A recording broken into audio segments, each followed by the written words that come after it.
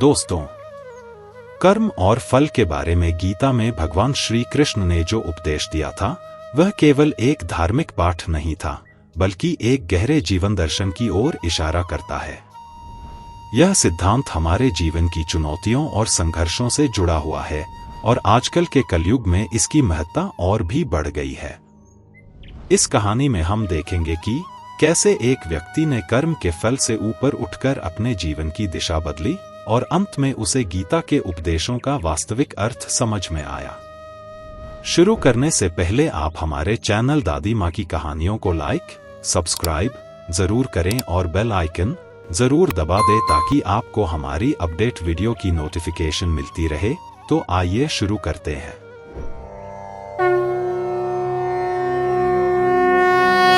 कर्मण्येवाधिकारस्ते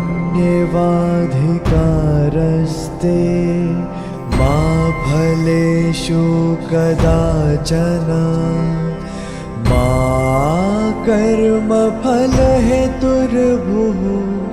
मा ते सङ्गोत्स्वकर्मणि।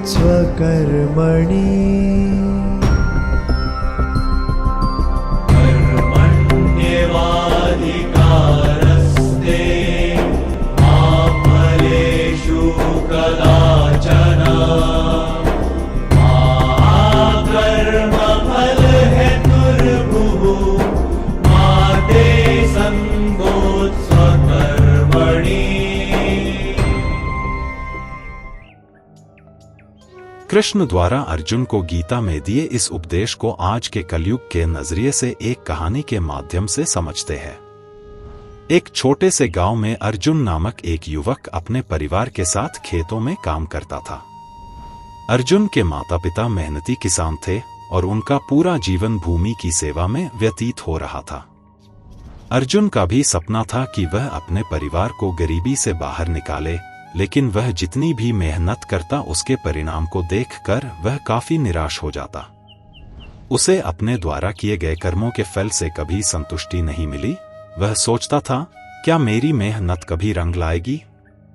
वह अक्सर अपने पिता से पूछता, पिताजी, हम रोज सुबह से लेकर शाम तक काम करते हैं, फिर भी जीवन में कोई बदलाव क्यों नहीं आता? पिता उसे हंसते हुए जवाब देते, बेटा, मेहनत का फल कभी न कभी मिलता है, लेकिन पहले तुम्हें अपनी सोच बदलनी होगी। एक दिन गांव में एक संत आए जिनकी वाणी में कुछ रहस्यमयी शक्ति थी। उनके बारे में यह कहा जाता था कि जो भी व्यक्ति उनके पास जाकर अपनी समस्याएं साझा करता उसे जीवन का सही मार्ग मिल जाता था। अर्जुन ने सोचा, अगर मुझे अपने सवाल का सही उत्तर मिल सकता है तो क्यों न मैं संत से मिलूं। वह संत के पास गया और अपनी कठिनाइयां बताईं। संत ने उसकी बात सुनी और मुस्कुराते हुए कहा, अर्जुन, तुम जो कर रहे हो वही तुम्हारा कर्म है, इसके फल के बारे में चिंता मत करो।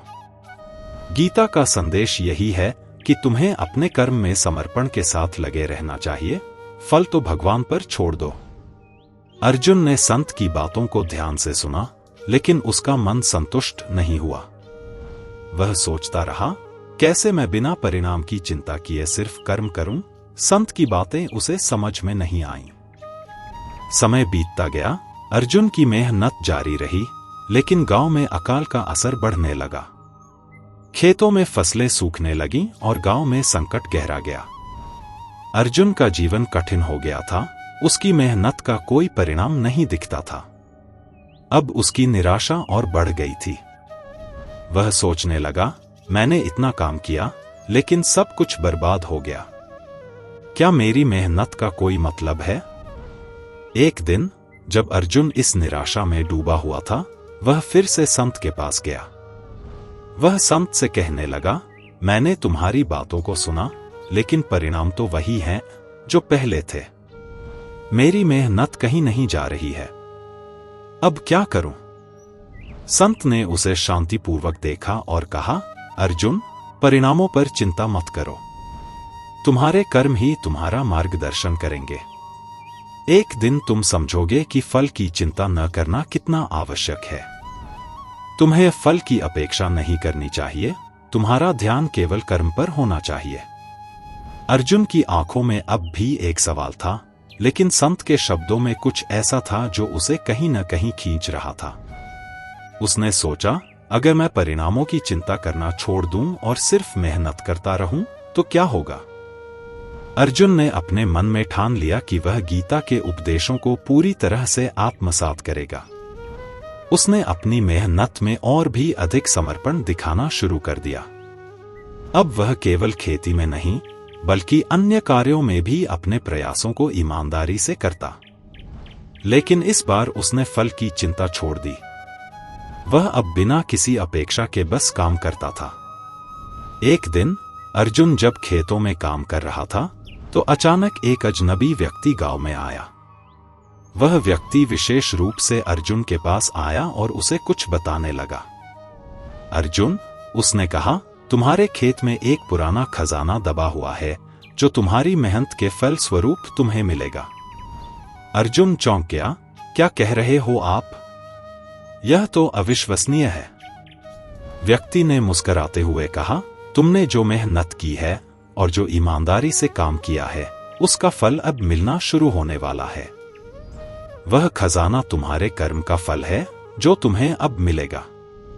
अर्जुन को विश्वास नहीं हुआ, लेकिन उसने व्यक्ति की बातों को अनदेखा नहीं किया।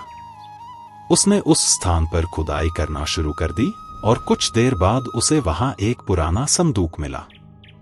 वह खोलते ही उसकी आंखें चौंधिया उठीं, क्योंकि वह संदूक सोने और बहुमूल्य रत्नों से भरा हुआ था।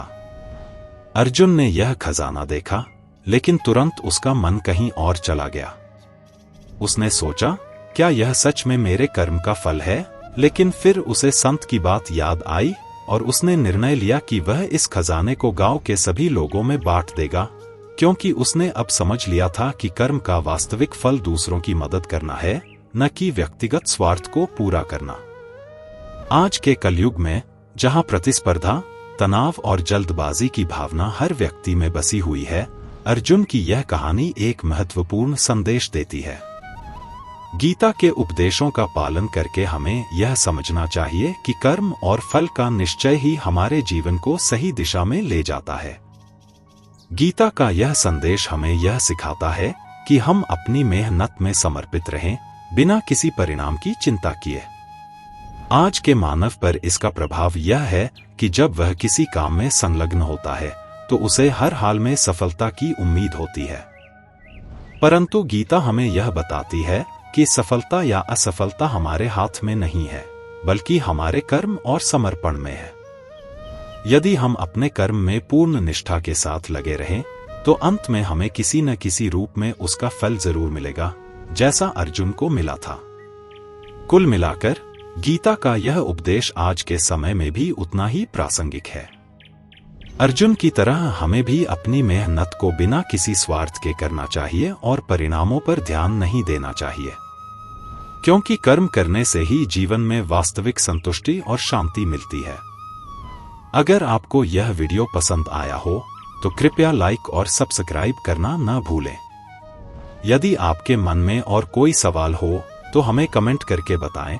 मिलते हैं दादी माँ की अगली कहानी और किस्सों के साथ। तब तक आप खुश रहे, निरोग रहे। नमस्कार। जय हिंद, जय भारत।